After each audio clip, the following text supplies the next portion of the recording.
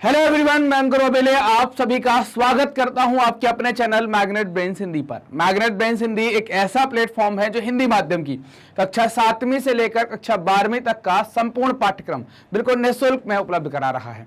मतलब यह कि आपको यहां पर किसी प्रकार का कोई पेमेंट नहीं करना है, कोई सब्सक्रिप्शन परचेज नहीं करना है। सभी वीडियोज आपको मिलते हैं बिल्कुल निःशुल्क, वो भी क्वालिटी कंटेंट और बेस्ट फैकल्टीज के साथ। एक बात और है कि मैग्नेट ब्रेन्स के द्वारा कुछ बुक्स एंड ई बुक्स तैयार की गई हैं। ये बुक्स एंड ई बुक्स प्राप्त करने के लिए आपको डिस्क्रिप्शन में दी गई लिंक पर जाना है, फॉर्म को फिलअप कर देना है। बुक्स को कंटेंट वाइज बहुत तगड़ा बनाया गया है, साथ ही साथ इसके अलग अलग पार्ट किए गए हैं।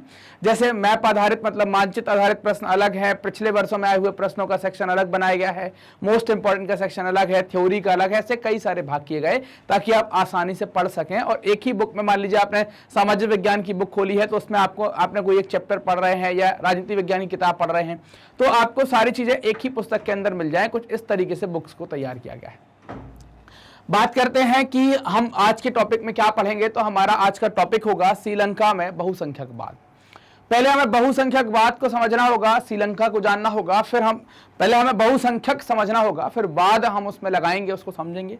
ये टॉपिक है कक्षा 10वीं के राजनीति विज्ञान के अध्याय 1 सत्ता की साझेदारी से। तो स्टार्ट करते हैं, आगे बढ़ते हैं और सबसे पहले समझ लेते हैं कि श्रीलंका क्या है और फिर वो बहुसंख्यक क्या है और वाद का मतलब क्या हो जाता है। पहले आप ये चीजें समझ लो, फिर हम अपने पार्ट पर आ जाएंगे। सबसे पहले एक देश आता है जिसको आप कहते हैं श्रीलंका। चूंकि हम पढ़ चुके हैं श्रीलंका के बारे में ना, श्रीलंका के बारे में आप जानते हैं कि श्रीलंका कैसा देश है, कहां पर है, ये बिल्कुल आप पूरी बातें इसके बारे में जानते हैं। अब अगर श्रीलंका के बारे में हम बात करें ना, क्या बात करें कि श्रीलंका को अगर आप देखते हैं ना, कहां देखेंगे तो आपने देखा होगा कुछ इस तरीके का मैप। आपने देखा होगा कि इंडिया के पास है ना, तमिलनाडु से दूर जाते हैं हम तो आपको तुरंत देखने को मिलेगा कि श्रीलंका कहां पर है। देखो एक बार मैं फोटो आपको दिखा देता हूं। तो ये श्रीलंका है, ये हमने पिछले वीडियो के अंदर देखा हुआ था। कुछ ऐसा मैप श्रीलंका का आपको देखने को मिलता है ना, कि आप इस तरीके से देख पा रहे हैं। अब अगर इसको हम भारत के पड़ोसी के तौर पर देखते हैं कि कहां पर मिलेगा आपको, तो हम एक बार देख लेते हैं। भारत का नक्शा अगर मैं बना लूं, यहां पर कुछ इस तरीके का नक्शा आपको भारत का देखने को मिलेगा।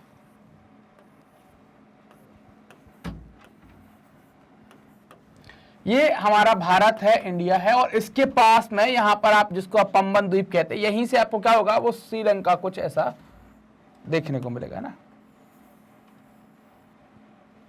ये क्या है आपका, इसको कहेंगे आप श्रीलंका, है ना। ये क्या कहलाएगा, इसको श्रीलंका कहा जाएगा। तो इस देश के बारे में हम बात कर रहे हैं, तो श्रीलंका हमने जान लिया। अब श्रीलंका के अंदर आप क्या बात कर रहे हैं, बहुसंख्यक के बारे में बात कर रहे हैं। बहुसंख्यक क्या होगा ये समझना पड़ेगा, और फिर इसमें एक चीज जोड़ देंगे जिसको कह देंगे वाद। तो ये एक नया शब्द तैयार हो जाएगा, इसको क्या कह देंगे, बहुसंख्यकवाद कह दिया जाएगा। क्या कह दिया जाएगा, बहुसंख्यकवाद।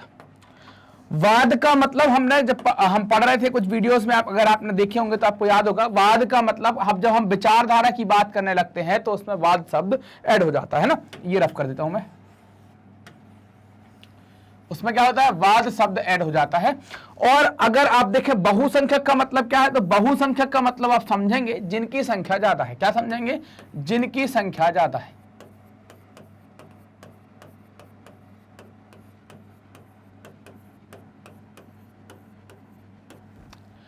जिनकी संख्या ज्यादा है उनको आप क्या कहेंगे, उनको बहुसंख्यक। मतलब मान लीजिए कि श्रीलंका में कई प्रकार के लोग रहते हैं। अब बहुसंख्या कई तरीके से हो सकती है। मान लीजिए श्रीलंका में अगर हम धर्म के आधार पर बात कर रहे हैं तो उसमें कई प्रकार के धर्म के लोग होंगे। जैसे यहां पर बौद्ध धर्म को मानने वाले लोग ज्यादा होंगे और हिंदू धर्म को मानने वालों की संख्या कम होगी। तो आप क्या कह सकते हैं यहां पर कि जो बहुसंख्यक है वो कौन है, आपको बौद्ध देखने को मिलेंगे, इनकी संख्या अधिक है। ऐसा भाषा के आधार पर भी आप कह सकते हैं, भाषा के आधार पर भी कह सकते हैं। ऐसा आप अलग अलग तरीके से कह सकते हैं कि भाई पढ़ाई लिखाई के आधार पर कह सकते हैं। तो जिनकी संख्या ज्यादा होगी उनको बहुसंख्यक कहेंगे। अब उन बहुसंख्यकों का विचार जब झलकने लगेगा या उनके विचार से देश चलने लगता है या उनका विचार हावी हो जाता है या उनके जो विचार होते हैं उन विचारों को हम वाद कहते हैं। तो किनके विचार, बहुसंख्यकों के विचार। इस कारण से टॉपिक को क्या कह दिया गया, श्रीलंका में बहुसंख्यकवाद। क्लियर बात, ये वाली बात समझ में आई। चलिए, तो ये श्रीलंका की बात हो गई। अब श्रीलंका देखें, अगर हम भारत की और श्रीलंका की बात करते हैं, दोनों को लगभग पास में ही, अगर आप देख पाए, दोनों लगभग जो है पास में ही इनको आजादी मिली है। तो श्रीलंका 1948 में क्या होता है, स्वतंत्र राष्ट्र बनता है। 1948 में स्वतंत्र राष्ट्र बनता है। स्वतंत्र राष्ट्र बनने का मतलब क्या है, इसको आजादी मिलती है। इसको किससे आजादी मिलेगी, वही ब्रिटिश यूरोपियन कंपनी से, जैसे हमको आजादी मिली वैसे इनको आजादी वहां से मिल जाती है। अब यहां पर जैसे ही आजादी मिली तो यहां पर श्रीलंका में अपनी एक सरकार बनाने की व्यवस्था भी आ गई होगी, भाई सरकार बनाना है। तो इनकी सरकार में यहां पर जो बहुसंख्यक है उनका बोलबाला था, है ना, बहुसंख्यक जो लोग हैं उनका बोलबाला था। पिक्चर में आप देख पा रहे होंगे तो यहां पर बहुसंख्यक कलर जो आपको दिख रहा है वो पीला दिख रहा है, मतलब किसका है, श्रीलंकाई तमिल, है ना, सिंघली, है ना, किसका, सिंघली का आपको ज्यादा देखने को मिल रहा होगा। तो सिंघलियों की संख्या यहां पर ज्यादा है, तो ये बहुसंख्यक है। तो बहुसंख्यकों का शासन पर प्रभुत्व था, और ऐसे बहुसंख्यक कौन से, इनको सिंघली कहते हैं, सिंघली कहलाते। तो सिंघलियों का वर्चस्व हुआ करता था। सरकार लोकतांत्रिक तरीके से निर्वाचित हुई, मतलब सरकार को चुनने में, है ना, सरकार को चुनने की जब भी हम बात करते हैं तो सरकार को चुनने में सभी ने भाग लिया। यहां पर तमिल ने भी भाग लिया और तमिल के अलावा सिंघलियों ने भी भाग लिया, सबने भाग लिया और लोकतांत्रिक तरीके से सरकार चुन ली गई। लेकिन वर्चस्व में कौन है, तो वर्चस्व में यह है इनकी संख्या अधिक है। तो इन लोगों ने क्या किया, इनकी संख्या अधिक है तो इनने अपने हिसाब से चलाना स्टार्ट किया। सरकार ने बहुसंख्यक परस्ती के तहत कई कदम उठाए, मतलब सिंघलियों को मदद करने के लिए, सिंघलियों की संख्या को या सिंघलियों को सहायता पहुंचाने के लिए या उनका फेवर करने के लिए कई कदम उठाए, ताकि सिंघली समुदाय का प्रभुत्व कायम रहे, इस समुदाय का जो वर्चस्व है समाज के ऊपर दूसरे समुदायों के ऊपर वो बना रहे। 1956 में एक कानून बनाया गया जिसके तहत तमिल को दरकिनार कर दिया गया। चूंकि हमने देखा श्रीलंका में आपको सिंघली मिल रहे हैं, है ना, सिंघली मिल रहे हैं और इसके साथ साथ तमिल मिल रहे हैं। तो यहां पर क्या कर दिया गया, ये तमिल जो है, तमिल को दो प्रकार से देखा था, भारतीय तमिल और श्रीलंका तमिल, ये दो प्रकार से देखे। तो तमिल को क्या कर दिया गया, तमिल को दरकिनार करके, है ना, तमिल, अब चूंकि ये तमिल कौन क्यों कहलाई, भारतीय और श्रीलंकन ये लोग तमिल भाषा बोलते थे, इस कारण से इनको तमिल कहा गया। तो तमिल को दरकिनार कर दिया गया और सिंघली भाषा जो है इसको क्या कर दिया गया, राजभाषा घोषित कर दिया गया। मतलब श्रीलंका में हम जो बहुसंख्यक बात देख रहे हैं या जो संख्या देख रहे हैं वो भाषा के आधार पर है। सिंघली बोलने वालों की संख्या अधिक है, तमिल बोलने वालों की संख्या कम थी, इसी कारण से सिंघलियों का वर्चस्व था। विश्वविद्यालय और सरकारी नौकरियों में सिंघलियों को प्राथमिकता देने की नीति अपनाई गई, मतलब सिंघली है तो उसको आप प्राथमिकता देंगे, बाकी को नहीं देंगे। नए संविधान में यह प्रावधान किया गया कि सरकार बौद्ध मत को संरक्षण देगी। अगर आप श्रीलंका में अगर हम देखते हैं दो प्रकार की व्यवस्थाएं आपको देखने को मिलेंगी। हमने अगर भाषा के आधार पर गए तो भाषा के आधार पर दो भाषाएं आपको खास तौर से देखने को मिलेगी, सिंघली और तमिल। और अगर धर्म के आधार पर आप जाते हैं तो धर्म के आधार पर आपको कई सारे धर्म मिलेंगे। बौद्ध जो है वो सबसे बड़ा धर्म है, इसके बाद आपको यहाँ पर हिंदू मिलेंगे कुछ, इसके बाद आपको मुसलमान मिलेंगे और इसके बाद आपको यहाँ पर ईसाई भी मिलेंगे थोड़े से। लेकिन संख्या किसकी ज्यादा है, बौद्धों की। और ये कौन सी भाषा बोलते हैं, ये लोग सिंघली भाषा बोलते हैं। तो नए संविधान में ये प्रावधान कर दिया गया कि बौद्ध धर्म को संरक्षण देगी सरकार और उसको बढ़ावा भी देगी। तो अब जो तमिल लोग हैं, श्रीलंका में रहने वाले तमिल हैं, चाहे वो इंडियन तमिल हो चाहे वो श्रीलंकन तमिल हो, भाषा तो तमिल ही बोल रहे हैं। तो तमिलों को परेशानी हुई, ये तमिलों को परेशानी हुई तो इन्होंने क्या किया, अपनी एक राजनीतिक पार्टियां बनाई ना, इनके द्वारा राजनीतिक पार्टियां बनाई गई। अब आप देखो बहुसंख्यक समुदाय के शासन में क्या हर्ज है, मतलब ये कह रहे हैं कि बहुसंख्यक में क्या हर्ज है। अगर श्रीलंका में सिंघलियों का राज नहीं होता तो किसका होता या किसका राज होगा, ऐसा पूछ रहा है। भाई बहुसंख्यक देश में जो भी रह रहा है, चाहे वो किसी भी धर्म का हो, किसी भी भाषा का हो, हर एक व्यक्ति को समान अधिकार मिलना चाहिए। हर्ज जो है वो समझ में आ जाएगा क्या है। तो श्रीलंका के जो तमिल है, श्रीलंकाई तमिल है, जो भी तमिल रह रहे हैं, उन्होंने अपनी पार्टी बना ली और कुछ मांगे उनकी जो भाषा है तमिल भाषा, उसको राजभाषा बनाने की बात की। चूंकि यहां पर एक भाषा को राजभाषा का दर्जा दिया गया, इसको सिंघली कहा गया।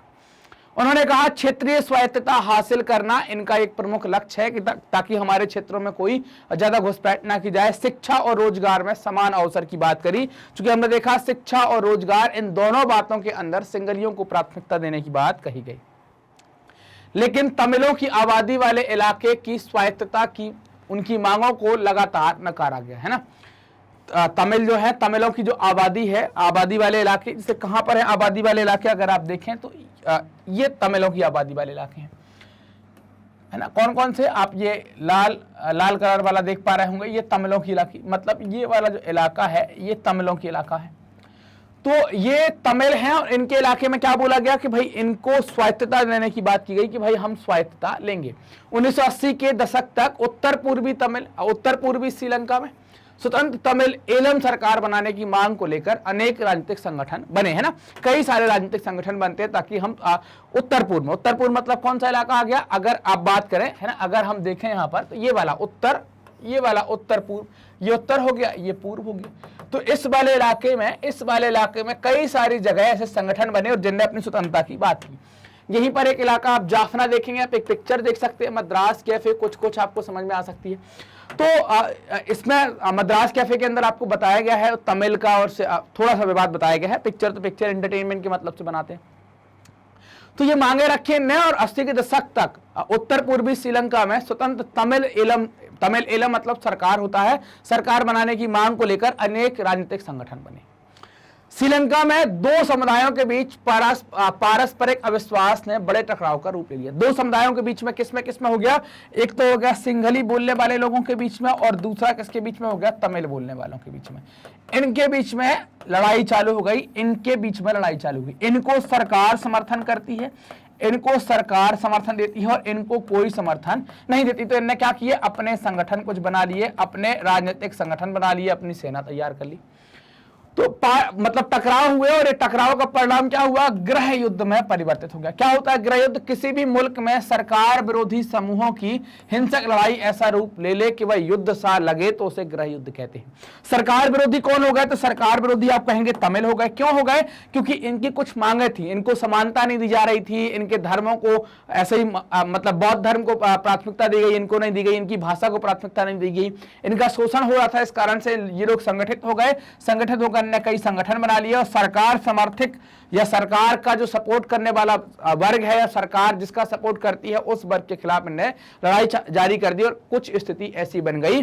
कैसी स्थिति बन गई, गृह युद्ध जैसी स्थिति आपको देखने को मिल जाती है। परिणाम स्वरूप दोनों पक्ष के हजारों लोग मारे जा चुके थे ना, बहुत संख्या में। गृह युद्ध होगा तो कई हजार की संख्या में लोग मरेंगे। अनेक परिवार अपने मुल्क से भागकर शरणार्थी बन गए, अलग अलग देशों में चले गए, वहां रहने लगे। इससे भी कई गुना ज्यादा लोगों की रोजी रोटी चौपट हो गई, मतलब जो आप कमाते हैं वो सब चौपट हो गई। आपने पढ़ा होगा 10वीं के अर्थशास्त्र की पाठ्य पुस्तक के पहले अध्याय में आपने ये जो आय के बारे में है हमने पढ़ा है, आपने देखा होगा कि कैसे कमाते हैं, आय के चक्कर में लोग कहां कहां जाते हैं, सारी बातें हमने पढ़ी हैं।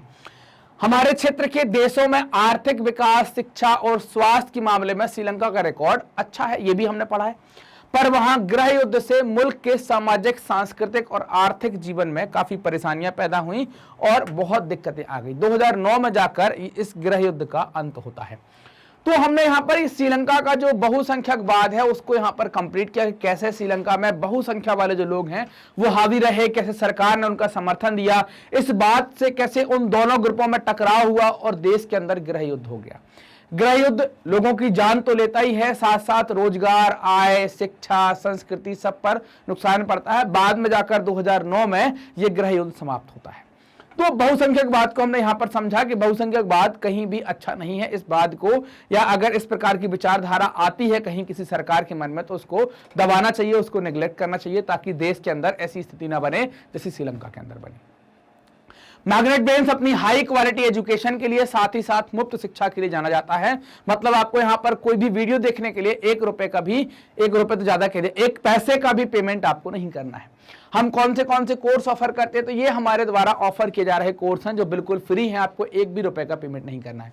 जैसे CBSE English medium, Hindi medium आप देखें, NTSC, olympiad, CUET, IIT, NEET, ये तीनों आपके एंट्रेंस एग्जाम है। ये यूनिवर्सिटी प्रवेश परीक्षा है, ये आईआईटी में जाने के लिए है और ये नीट मतलब डॉक्टर बनने के लिए। इसके बाद यूपी बोर्ड, बिहार बोर्ड इसको भी कवर करते हैं। बैंक, इंश्योरेंस, रेलवे, एसएससी, है ना, यूपीएससी, इन सबको भी यहाँ पर कवर किया जाता है।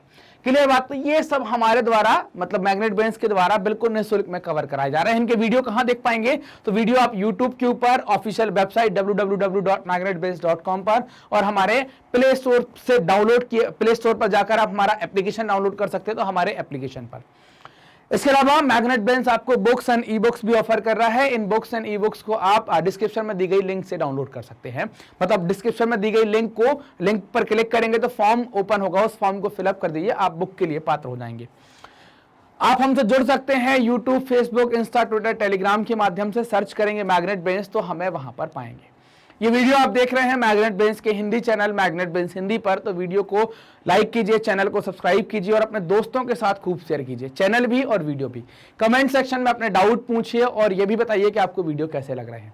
मिलते हैं अगले वीडियो में, तब तक अपना ध्यान रखिए, मस्त रहिए, जबरदस्त रहिए, पढ़ते रहिए। धन्यवाद।